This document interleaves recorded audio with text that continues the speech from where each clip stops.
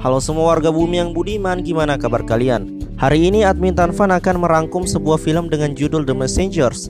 Film ini sendiri merupakan film bergenre horor supernatural. Dan untuk sinopsisnya langsung baca aja di kolom deskripsi. Dan oke, mari kita mulai. Film ini dibuka dengan sebuah keluarga yang dibantai oleh sesosok misterius. Seorang ibu bernama Mary tewas di kamarnya. Putri sulungnya yang bernama Lindsay tewas di basement. Sementara anak laki-laki yang tersisa yaitu Michael yang sempat bersembunyi di kabinet dapur juga tewas dalam penyerangan sosok tersebut. Rumah itu kemudian tidak berpenghuni sampai 5 tahun lamanya. Sampai keluarga Solomon yang berasal dari Chicago pindah ke rumah mengerikan tersebut untuk membangun lagi kehidupan mereka yang sempat berantakan dan bangkrut.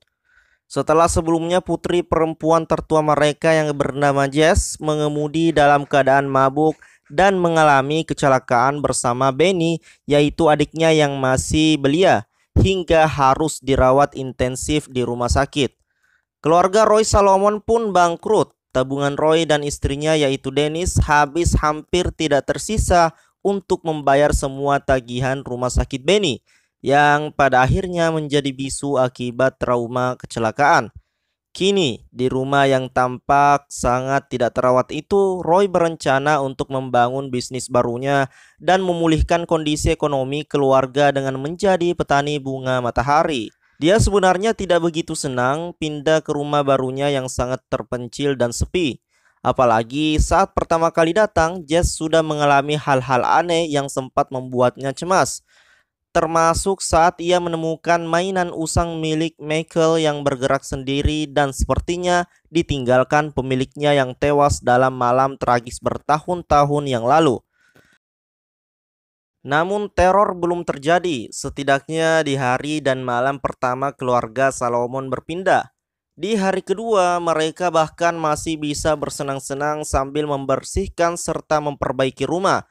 Roy sebenarnya sempat ditemui oleh Colby Price dari pihak bank lelang yang menawarkan pembelian kembali terhadap rumah hasil lelang itu dengan tambahan bunga sebesar 15% dari harga Roy membelinya. Tawaran yang bagus untuk membeli tempat yang lebih baik juga mungkin lebih bagus. Sayangnya Roy menolak tawaran itu mentah-mentah tanpa memberitahu terlebih dahulu istrinya yaitu Dennis. Ini semua karena Roy merasa kalau tanah yang dibelinya sangat subur dan akan membawa nasib baik untuk keluarganya. Ia menaruh harapan sangat besar di tanah tersebut. Namun seiring berjalannya waktu, Benny mulai memperlihatkan gelagat yang tidak biasa. Seperti asyik sendiri dengan dunianya, padahal tanpa sepengetahuan orang tuanya maupun kakaknya, ia sebenarnya melihat hal-hal yang tidak bisa orang lain lihat. Matanya itu seringkali melihat kaki-kaki yang melayang atau sosok-sosok yang merangkak di dalam rumahnya. Ben bahkan menyadari kalau di kamar ibunya ada sosok yang menakutkan, yang terkadang muncul di dinding kamar yang selalu meninggalkan bercak noda di dinding, padahal Dennis rajin sekali membersihkannya setiap hari. Benny tidak bisa menceritakan apa yang dilihatnya, ia bisu dan tidak ada yang memahami keanehannya. Hari demi hari berlalu, setelah membereskan kondisi ladang dan beberapa bagian rumah, ia mulai menggarap lahannya dan pergi ke kota bersama Jess untuk membeli bibit-bibit bunga matahari. Di saat berbelanja, Jess berjalan-jalan di sekitar kota dan berkenalan dengan pria seumuran yang bernama Bobby. Mereka mengobrol cukup lama, berteman dan bertukar nomor kontak. Kemudian sekembalinya Jess ke rumah, ia membantu ibunya memindahkan barang-barang yang tersisa di basement. Selama mereka sibuk di dalam rumah, Roy kembali ditemui oleh Colby Price yang anehnya tampak bersikeras agar Roy mau untuk menerima penawaran pemulihannya. Roy dengan tegas kembali menolaknya untuk yang kedua kali. Ia merasa yakin dengan pilihannya. Namun tidak dengan Jess yang hari itu untuk pertama kalinya mulai memasuki basement. Ia menemukan sebuah kalung dengan jam jadul yang terselip di lantai basement yang renggang. Juga suara bisikan-bisikan aneh yang membuat merinding. Dari sini Jess mulai tidak yakin untuk tinggal lebih lama di rumah barunya karena ia mengalami peristiwa kurang menyenangkan. Mulai dari burung gagak yang tiba-tiba muncul di basement dan hampir menyerangnya, hingga kemudian ia melihat kawanan burung gagak menyerang ayahnya yang sedang memindahkan bibit bunga matahari dari mobil ke gudang di kebun. Untungnya ada seorang pria gelandangan yang mengaku bernama John Barwell yang menolong Roy lepas dari serangan itu dengan menembakkan beberapa kali senapan ke arah udara untuk menakut-nakuti kawanan gagak. Peristiwa singkat itu membuat Roy akhirnya mempekerjakan John untuk membantunya di ladang. Tapi ia tidak bisa menjanjikan pembayaran sampai waktu panen tiba. Sebagai jaminannya, Roy akan mengizinkannya tinggal di pondok kecil di wilayah pertanian mereka dan mendapatkan makanan. Kesempatan yang diterima oleh John ini langsung disetujuinya. Lagi pula, saat itu memang sulit mendapatkan pekerjaan. Banyak orang menjadi pengangguran dan tidak banyak lapangan pekerjaan tersedia. Roy sendiri awalnya tidak ingin mempekerjakan siapapun, tapi karena merasa berutang budi pada John, ia menerimanya bekerja. Keputusan yang awalnya berjalan baik, hari-hari mereka bekerja di ladang hampir tidak memiliki kendala sama sekali. Bunga-bunga matahari mulai tumbuh besar dan mendekati waktu panen. Namun di suatu siang, jari Roy terluka karena terkena mesin traktor. Dennis membawanya ke rumah sakit meninggalkan Jess dan Benny bersama John sendirian di rumah. Di hari yang sama, Jess menyadari kalau kawanan gagak makin banyak berkumpul di rumah mereka. Entah pertanda buruk atau apa, tapi yang jelas malamnya, teror mengerikan mulai terjadi. Setelah mendengar suara hentakan kaki yang keras di lantai atas, tiba-tiba segalanya menjadi kacau di dalam rumah. Tangga mendadak patah dan rusak.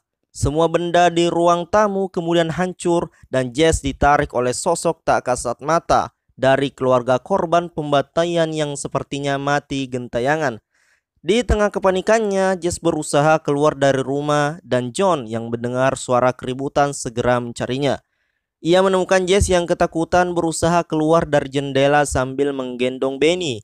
Tapi anehnya, begitu Jess keluar, kondisi di dalam rumah ternyata baik-baik saja.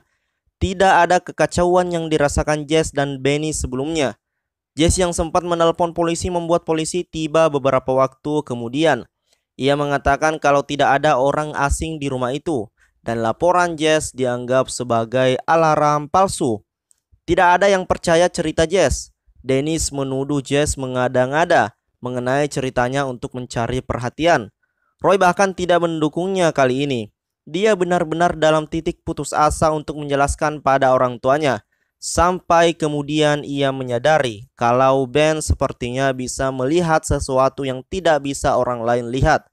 Hal ini terbukti saat tengah malam ketika mereka sama-sama mendengar bisikan. Jess dan Ben terbangun dari tidurnya. Mereka mencari-cari asal suara. Jess yang menggendong Ben mencoba mengikuti arah yang ditunjukkan oleh tangan mungil adiknya. Dari lantai kayu terus terdengar selama mereka berjalan di lorong lantai bawah. Benny menunjuk tepat ke belakang Jess dan tiba-tiba sosok ibu yang mengerikan itu memunculkan dirinya dan mendekati Benny. Namun ketika Jess berbalik, ia tidak bisa menemukan siapapun berdiri di lorong. Dia semakin yakin kalau yang dialaminya semalam adalah kenyataan karena ia tidak menghadapi itu sendirian melainkan bersama Benny adiknya. Dan tidak mungkin Benny berbohong atau pura-pura. Ia masih terlalu polos untuk melakukan hal itu. Alhamdulillah.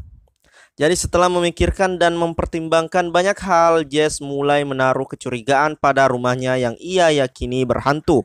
Ia pun pergi ke kota dan menemui Bobby meminta lelaki itu mencari tahu sejarah rumah yang kini ditempatinya. Bobby tidak tahu banyak, dia hanya tahu kalau dulu keluarga Rolly menempatinya dan diketahui mereka telah pindah sekitar 5 atau 6 tahun lalu karena kegagalan panen yang saat itu memang banyak terjadi. Tak banyak informasi yang didapatkan dari Bobby, jadi Jess segera kembali ke rumah dan turun ke basement untuk mencari petunjuk lain. Namun Jess kembali diganggu oleh hantu-hantu itu. Mereka yang tak kasat mata hampir membuatnya celaka. Tapi Jess juga sekaligus diberi petunjuk yang memang sedang dicarinya. Ia diberikan penglihatan kejadian di masa lalu di mana seorang gadis yang wajahnya terlihat sangat ketakutan dan di beberapa tubuhnya terlihat luka diseret turun dari tangga. Ia menceritakan gambaran itu pada John karena Jess berpikir kalau bercerita pada orang tuanya hanya akan membuatnya makin dianggap gila. Terlepas anggapan orang tentang dirinya, ia tetap yakin kalau rumahnya berhantu dan hantu-hantu itu menginginkan sesuatu darinya. Jadi Jess terus mencari berbagai kemungkinan dan petunjuk untuk menyelesaikan teror di rumah barunya. Dia sempat diberi penglihatan lagi. Ia dibiarkan mengikuti sosok seorang wanita muda yang berjalan masuk ke gudang.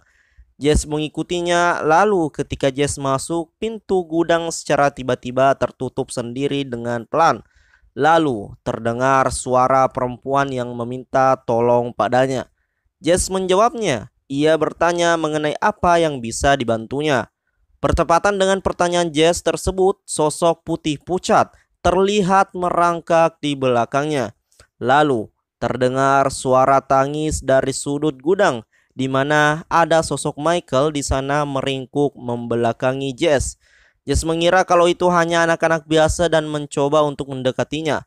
Sialnya, begitu hantu Michael itu menengok ke arah Jess dengan wajahnya yang mengerikan dan matanya yang memutih semua, Jess ketakutan dan kemudian ia berteriak ketika Michael melompat ke arahnya melakukan penyerangan yang menyebabkan Jess harus dibawa ke rumah sakit.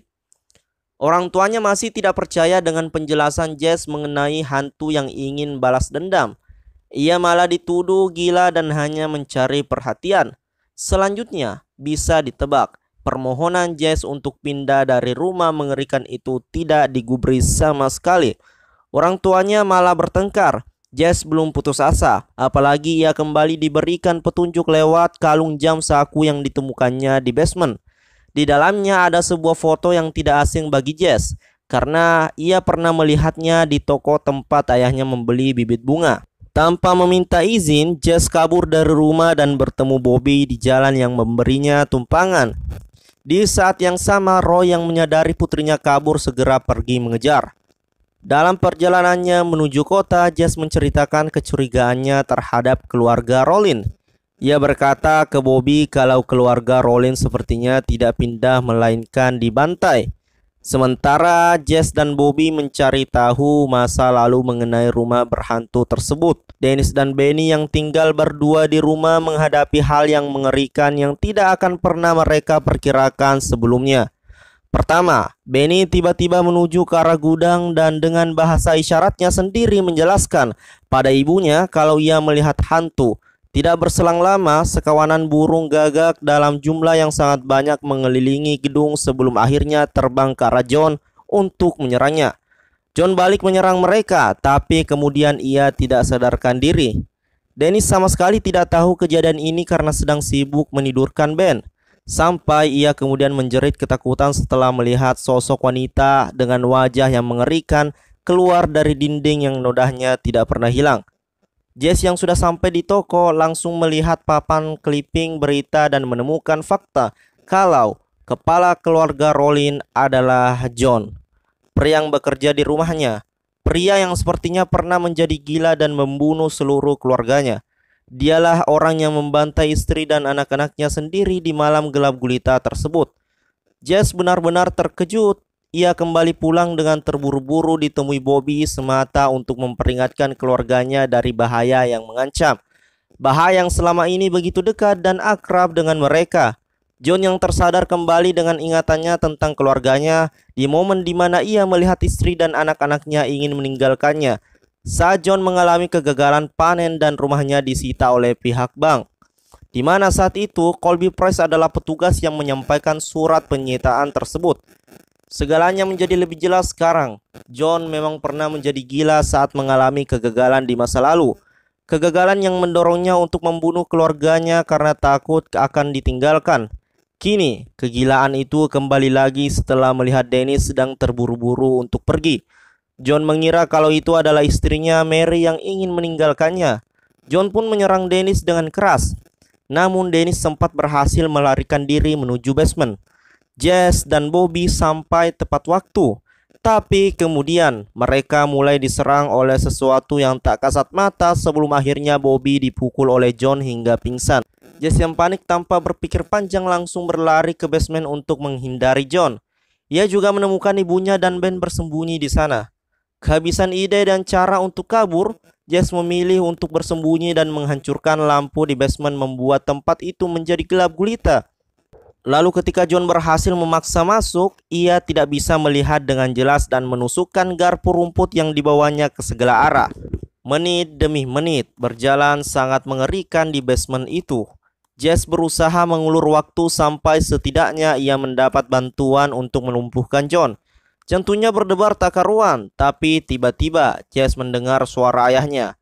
Roy yang sudah pulang menemukan Bobby yang pingsan, lalu segera pergi ke basement untuk melihat kondisi keluarganya. Tapi John kemudian menusuknya dari belakang. Kini Jess harus menghadapi John yang menyadari kalau dirinya mendapat bantuan ketika melihat hantu Lindsay kembali muncul. Putri sulung John itu keluar dari lumpur dan setelah Jess berjuang menghindari serangan John, dia menjatuhkannya ke lumpur sambil berteriak, "Kami bukan keluargamu." Tubuh John yang mendarat tepat di lumpur langsung ditarik masuk oleh arwah keluarganya. Selama melihat John yang berjuang untuk keluar, Jess diberi bayangan apa yang sebenarnya John lakukan di masa lalu terhadap keluarganya. Perbuatan keji yang tidak termaafkan. Jess mengira kondisi sudah aman ketika lumpur itu menjadi tenang dan John tidak terlihat lagi. Tapi tiba-tiba tangan John menarik kaki Jess untuk ikut masuk ke dalam lumpur tersebut. Roy yang baru sadarkan diri segera meraih tangan putrinya dan dengan bantuan Dennis, ia berhasil menarik Jess keluar. Teror itu pun selesai. Polisi dan para medis dihubungi, mereka tiba tidak lama kemudian. Roy harus dilarikan ke rumah sakit atas luka yang dideritanya. Sementara Dennis, Jess, dan Bobby mengalami proses wawancara yang panjang dengan polisi setempat. Beberapa waktu setelah teror mengerikan di rumah diakhiri oleh Jess, semuanya kembali normal dan kebahagiaan di tengah keluarga Salomon pun mulai pulih. Tidak ada lagi penyerangan burung gagak yang mengerikan, tidak ada lagi hantu-hantu yang muncul untuk mengganggu, dan yang lebih membahagiakan adalah kondisi Benny yang kini mulai bisa berbicara lagi. Keluarga itu menjadi bahagia, ditambah kini Jess tidak merasa sepi lagi di rumah karena Bobby ikut bekerja di ladang, dan film pun berakhir. Jadi gimana menurut kalian film satu ini? Oke, itu saja untuk alur cerita kali ini. Terima kasih telah menonton dan terima kasih lagi.